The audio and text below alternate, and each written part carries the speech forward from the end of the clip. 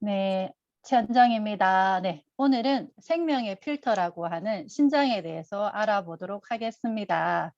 우리 심장에서 펌프한 혈액은 동맥을 통해서 심장으로 들어오게 됩니다. 그런데 하루에 심장 박출량이 7,200인데요. 우리 몸 중에서 혈액이 25%의 비중을 차지하고 있는 신장으로 오는 혈액은 25%가 오게 됩니다. 그래서 신장에서 걸러지는 혈액량은 1,800리터인데요. 1,800이 다 소변으로 오는 건 아니고요. 거기서 10% 정도, 180리터가 신장으로 오게 됩니다. 신장은 소변 배출도 있지만 나머지는 재흡수 기능도 있기 때문에 180 중에서 1%, 그래서 1.8리터에서 2리터 정도가 소변으로 배출되고요. 나머지는 세뇨관이라는 곳에서 나머지는 다시 또 재흡수가 됩니다. 그래서 우리 몸은 동맥으로 들어온 혈액은 신장에는 필터가 있습니다. 필터 이름이 네프론입니다. 한쪽에서 한 100만 개 정도 있다면 양쪽에 200만 개가 존재합니다. 필터 네프론에는요, 사구체라는 게 존재하고 있습니다. 사구체는 모세혈관들이 실타래처럼 엉켜 있어요. 거기에서 여가 작업을 하기도 하고요. 그리고 노폐물을 그르는 체와 같아서 여가 작업을 하고 있습니다.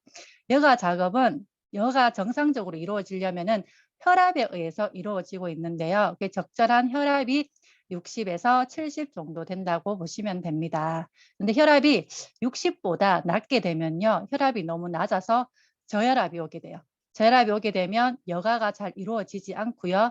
그러면 독소가 빠지지 않게 됩니다. 그리고 70보다 높게 되면요. 혈압이 높아져서 사구체가 찢어지면서 염증이 일어나고 있습니다. 그렇다면 여가된 물질은 사구체를 통해서 보먼 주머니를 통해서 세뇨간에는 필요한 물질을 재흡수하고요.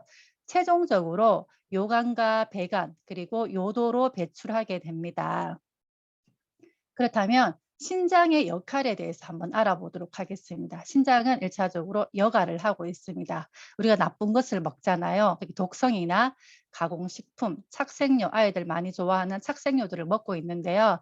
신장에서는요, 수용성인 독을 배출하고요. 기름은 담즙을 통해서 배출하고 있습니다.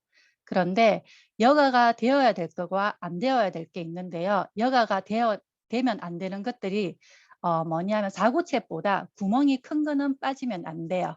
그림을 보시면 사구체에 구멍이 나 있는데요. 그것들이 혈구입니다. 혈구는 적혈구, 백혈구, 혈소판들이 있는데요. 피오줌이 나온다는 것은 이 혈구들이 사구체가 염증이 많다는 이유이기도 합니다. 그리고 단백뇨라고 얘기를 해서 단백질은 배출되면 안 되고요. 지방도 단백질로 둘러싸여져 있기 때문에 지방도 배출이 되면 안 됩니다. 여가가 되면 안 됩니다. 그런데 여가가 되어야 될 물질들은요. 물은 여가가 되어야 되고요. 당 그리고 비타민 중에서 수용성은 여가가 됩니다. 그리고 무기질, 질소화학물이라고 얘기를 하는 단백질에 많은 요산, 요소, 아모니아, 크레아틴들은 여가가 되어야 되는데요. 대부분 여가가 되는 건 아니고 재흡수되어야 됩니다. 99%가 재흡수되는 건 물, 그리고 당은 100% 재흡수된다고 보시면 됩니다. 그리고 비타민인 수용성은 100%가 재흡수되지 않습니다.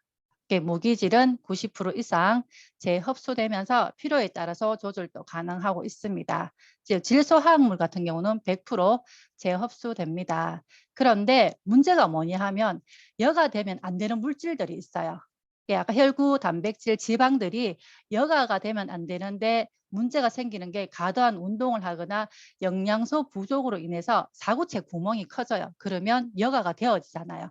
그런데 병원에서는 사구체는 단백질과 비타민 C로 인해서 근육으로 이루어져 있는데요. 단백질 섭취를 하지 말라고 병원에서는 얘기합니다. 그런데 우리는 실질적으로 사구체 보수를 하기 위해서는 단백질과 비타민 C를 충분하게 섭취해 주시는 게 가장 중요하고요. 운동하는 친구들 보면은 통풍도 많고 신장이 나쁜 경우가 많은 이유가 동물성 단백질을 가복용하게 되면은 아모니아가 많이 생기거든요. 그래서 신장에서 걸러줄 게 많기 때문에 신장에 무리가 될 수 있습니다. 그리고 두 번째는 비타민 D를 활성화시키는 게 신장이 하는 일입니다.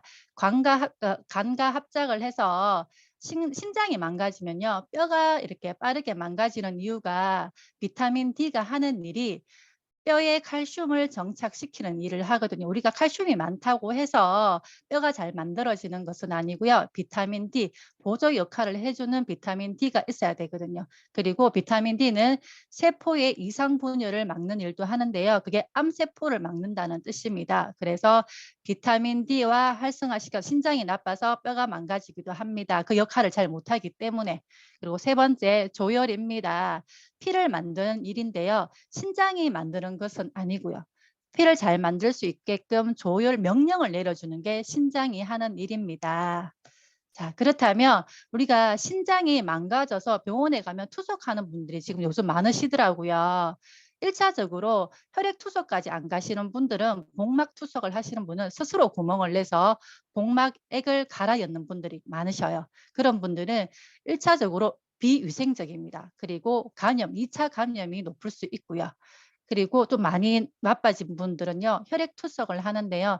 병원에서 이거는 혈액을 전체적으로 청소한다고 보시면 돼요. 근데 나쁜 것들도 함께 좋은 것도 같이 빠지기 때문에 영양 실조가 많습니다. 혈액 투석하시는 분들은 항상 보호자와 함께 가시는 분이 많은 이유가 이것 때문입니다. 그런데 혈액 투석은 우리가 한번 망가진 거는 회복이 불가하기 때문에 처음부터 관리가 중요하다고 보시면 됩니다. 어쩔 수 없이 혈액 투석을 하신다면요. 빠른 영양 공급을 위해서 우리 암회에서 바디키나 더블엑스나 단백질 등을 한꺼번에 좀 섭취해 주시는 것도 괜찮습니다. 그리고 이식하시는 분들도 많으시죠. 이식한다는 건요. 우리가 장기가 다른 사람 거에 들어오게 되면은 그거를 적으로 간주하고 공격을 하게 되거든요. 그래서 면역 억제제를 병원에서는 처방하게 됩니다. 그렇다면 면역을 억제하기 때문에 면역이 하는 일, 방어도 할 수가 없고요. 재생이나 청소, 기억 같은 것도 할 수가 없습니다. 그로 인해서 일어날 수 있는 암이나 이런 병들이 다시 악순환이 이루어지고 있습니다. 그렇다면 솔루션은 우리가 사구체에 도움이 될 수 있는 단백질과 비타민 C를 충분하게 드셔주시고요. 그리고 체액 조절할 수 있는 물, 야갈카리 물을 드셔주시면 좋겠고요. 혈액순환과 염증에 도움이 되는 오메가3 그리고 항산화제가 필요하기 때문에 더블 X입니다. 그리고 우리 심장의 기능을 혈압을 정상적으로 도움을 줄 수 있는 코큐텐을 많이 드셔주시면 좋을 것 같습니다. 신장은요, 우리가 30%만 있어도 움직이거든요. 그래서 30%만 해도 충분하게 살 수 있지만 우리가 100에서 한 70%가 망가져도 그 일을 하지만 10명이 일할 것을 3명만 일하게 되면 효율성이 당연히 떨어지겠죠. 그리고 신장이 더 빨리 망가질 수 있습니다. 그렇기 때문에 우리가 신장은 침묵의 장기라고 얘기를 합니다. 우리 몸속에 특별한 증상이 나타나지 않을 수 있지만 사전 관리가 무엇보다 필요합니다. 그래서 예방은 건강한 영양소로 하시기 바랍니다. 감사합니다.